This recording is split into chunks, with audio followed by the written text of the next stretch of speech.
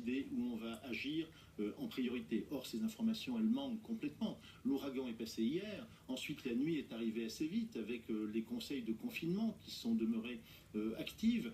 On a juste découvert ce qui se passait à partir de ce midi, environ heure de Paris, quand le jour s'est levé sur les deux îles. Et il faut définir ensuite les urgences d'intervention.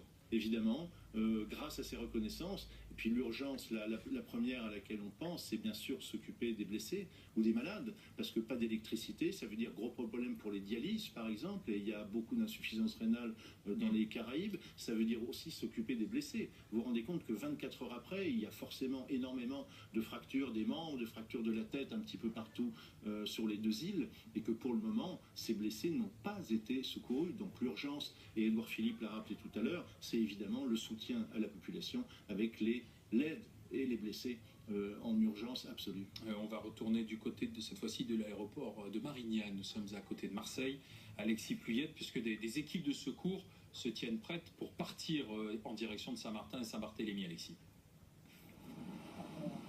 Oui, absolument. Au total, 65 pompiers venus du sud de la France, des marins-pompiers de Marseille, vous les voyez peut-être derrière moi, des sapeurs-pompiers des Bouches-du-Rhône, des Alpes-Maritimes, du Vaucluse, du Tarn. Ils sont arrivés tout à l'heure en convoi exceptionnel vers 20h. Ils devaient décoller vers 20h30 par un vol militaire direction Pointe-à-Pitre. Alors il y a un petit peu de retard. En ce moment, en fait, eh bien, le matériel est en train d'être chargé dans l'avion. Au total, 6 tonnes